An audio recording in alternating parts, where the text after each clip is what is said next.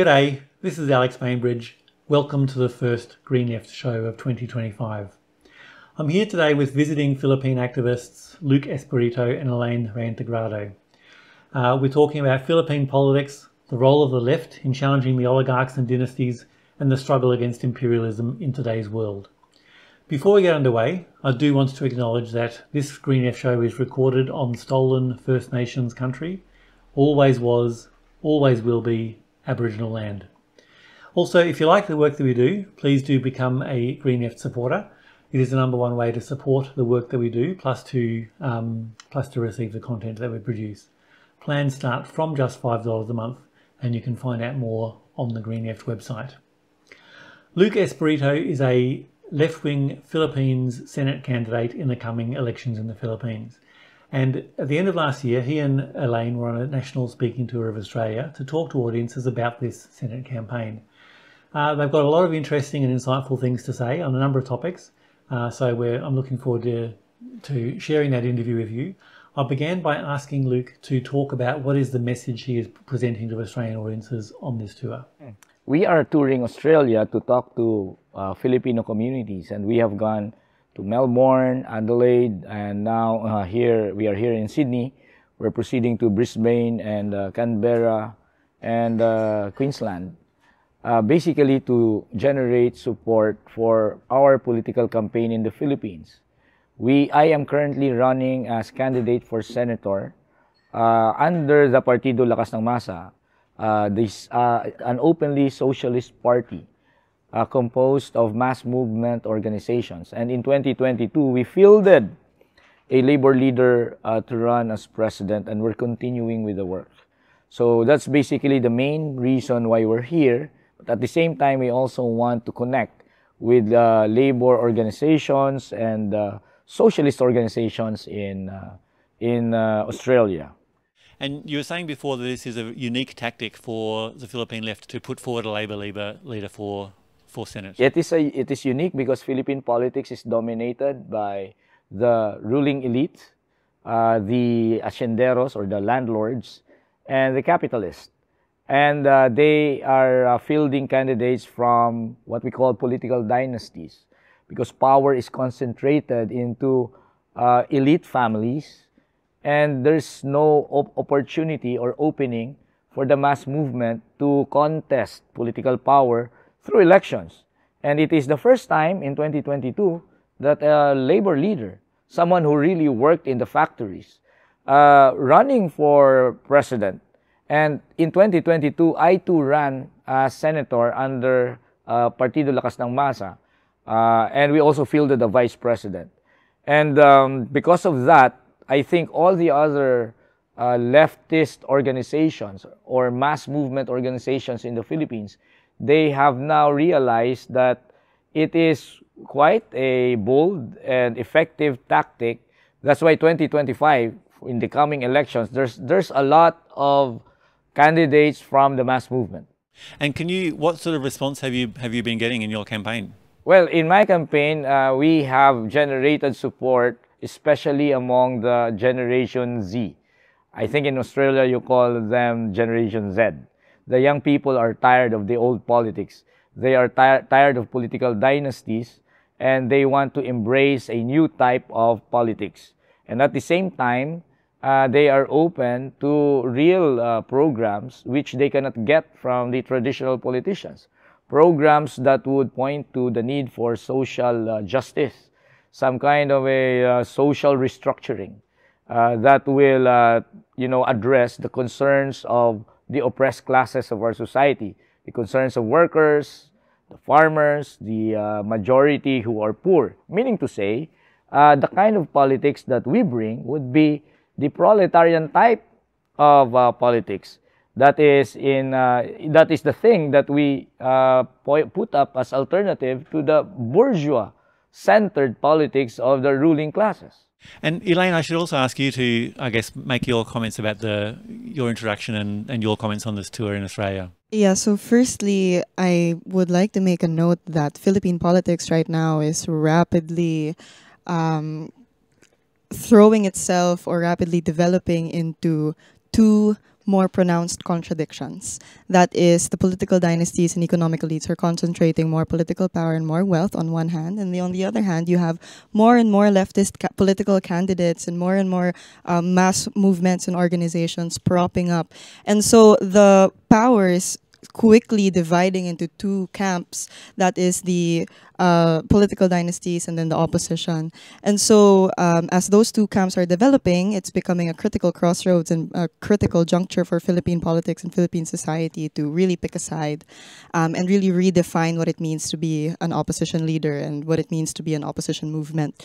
And as for the youth, I'd like to say that, well, the vast majority of young people are actually very dissatisfied with the way that political dynasties and economic elites are conducting themselves, and are realizing, because we come from, in the Philippines, we have a very rich revolutionary history, and that history pays really big respect to the role of youth movements in organizing and uniting all of the movements in the Philippines and sectors in the Philippines, because youth movements were the ones that were concerned with a lot of different sectors. Youth movements were involved in, there were women in youth movements, there were workers in youth movements who were young workers, young laborers, and there were young movements and youth movements everywhere across sectors. And so the youth really played a pivotal role in putting all of the sectors together and uniting everybody towards a united front.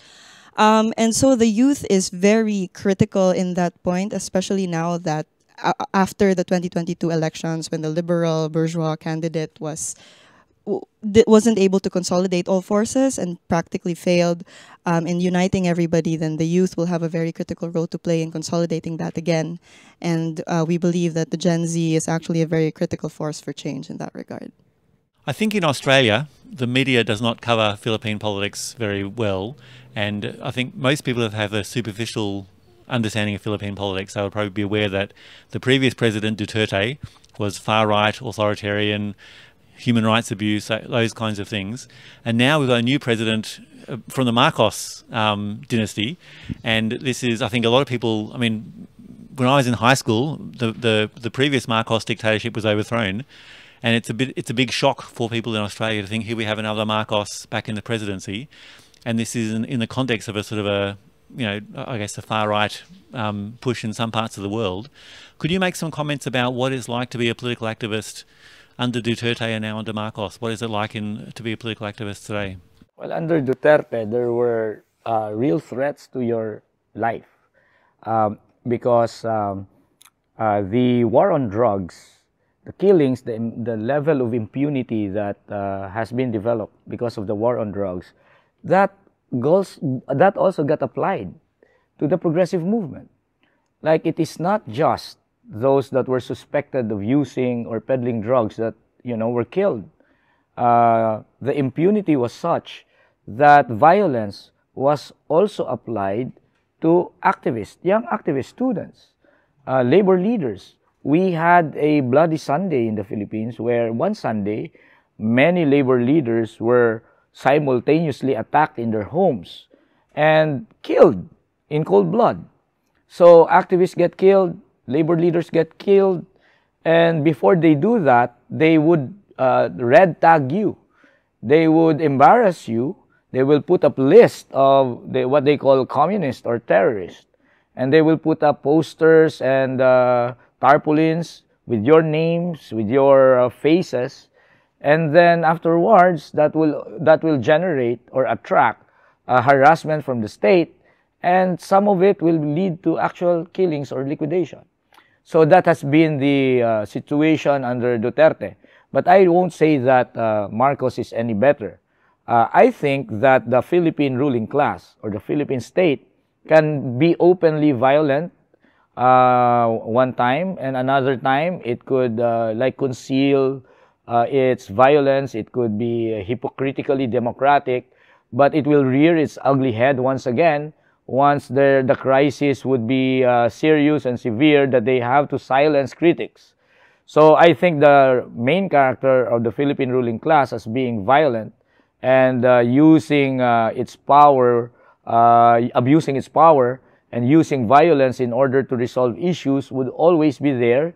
It is there with Duterte and it's there with Marcos. What are your thoughts about the Trump victory in the United States, and does this have much influence on the Philippines? Because obviously there's been a long history of US bases in the past in the Philippines, and that relationship between the US trying to assert its imperial dominance on the Philippines. What are your thoughts about that? American imperialist interest is perpetual, regardless of which administration will be in power.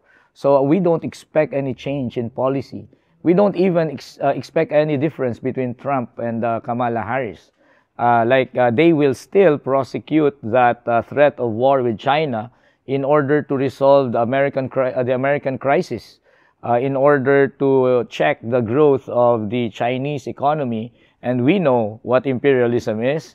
Imperialist rule will always result into war. That is what World War I and World War II is. It is imperialist countries resolving their conflicts. There is no other way. Like, it is almost a law of history that imperialism will lead to wars, that their conflicts will be resolved through armed confrontation, and that's what we are witnessing right now. And I don't think that Trump will provide any difference in direction as compared to Harris. So we will still expect the Americans to use the Philippines as a pawn. I mean, the Americans have already increased their military presence in the Philippines from 5, what we call EDCA bases. They have increased it to 10. They have brought their missiles in the Philippines. They are making regional alliances with Japan and Australia, and they're bringing in troops of that alliance, preparing for armed confrontation with China. And this will always spell the danger for our Philippine national interest, because if you are used as pawn by the Americans, if your country is used as a forward base for American aggression, then we will attract counter action from China. We will become the magnet for retaliation from Chinese missiles and Chinese arms and Chinese ships. So this is bad for us, whether it is Trump or it is Kamala, who is the president of the United States. Talking about imperialist atrocities, obviously the genocide in Gaza is got a big focus in global politics at the moment. How does that look from the Philippines? Well, I think there are 3 conflict areas in the growing international conflagration, which would be united. Like, in the fact, these conflict areas are united and common in the fact that the issue is about American imperialism. Why is there war in the Middle East? Why are Palestinians dying in Palestine, in Gaza, and in the West Bank? Why do they die? That's because American imperialism needs Israel. It needs to prop up that artificial state in order to be the policeman in the Middle East. If the Americans want to control the expansion of Iranian interest, all it needs is to rely on Israel to bomb Iran, to bomb the Houthis. They don't even have to send direct troops. They just have to send billions of dollars to Netanyahu, and in exchange of that, Netanyahu and the Israeli state could resolve its conflict with the Palestinians by genocide, and the United States is complicit in that genocide. And the same thing is happening in the Ukraine. Like, the Ukraine is being used now as a magnet for the Russians to spend resources and money in order to weaken Russia in Europe, for the NATO forces to advance its interest near the Russian border. But I would say that the main conflict area for American imperialism is really here in our region, in China, with the Philippines being used as pawn. So all of these things are related, and it is fast becoming a worldwide conflagration, and they are now mentioning the term World War III. It is not as strange or a forlorn possibility that this conflict can become another world war. And in this world war, it will be qualitatively different from World War I and World War II, because World War III will involve nuclear powers in the conflict, and it will spell the doom of many people, including Filipinos, Palestinians, Ukrainians, and Russians, for the sake of American imperialism. But I also think there's hope because in the labor movement, we have the ability, we have the space and the power to organize workers within the military industrial complex to refuse this, to reject war, to not to refuse to be a part of this machinery of destruction and death. And so I think it's exactly within the labor movement that that kind of imperialist interest can be stopped and ended. I wanted to ask you also about the climate arena. We have a big protest in Australia this coming week to try and blockade the world's biggest coal port. I understand both of you two are involved in climate activist campaigns as well. Elaine is very much into the climate movement. Perhaps can you talk about the climate movement in the Philippines? So the climate movement in the Philippines is interestingly growing in numbers, in sectors, and in terms of bigger and bolder actions. We just recently concluded the Global Day of Action for Climate Justice, which was joined in the Philippines by around 4,000 people. There is a really big highway in the Philippines that was entirely occupied by these mass movement forces, and they were comprised of so many sectors across the country and across the Metro Manila region. There were women, there were workers, there were urban poor. So we're quickly recognizing and we're galvanizing our forces with the realization that the climate crisis affects us all, and there are no jobs, as we say, on a dying planet. There's no dignity on a burning planet, and so we're realizing that the mass movement, all mass movements must unite, and the climate movement is increasingly being composed of forces for change, whether it's women or youth or every other sector that we can find in the country. Is there anything else that you want to tell me before we finish up? I think we talk about crisis, global crisis. In fact, we're talking about the climate crisis being an existential question that will affect the survival of the human species. We're talking about the threat of war.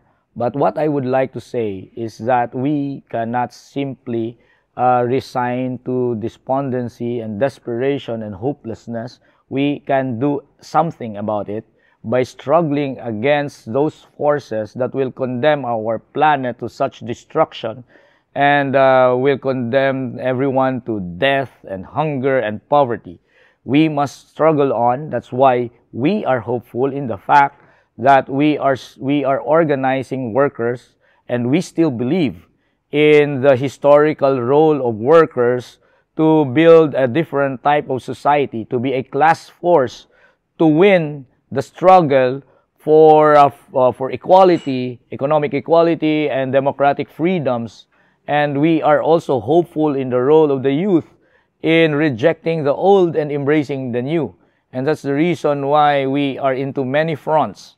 I myself is in the electoral front, and at the same time in the labor struggles, and merging the political agenda with the agenda for social justice, and that's what we do. Actually, in relation to that question of what we do about it, I wonder if you could maybe finish up with any comments about solidarity between the global north and the global south.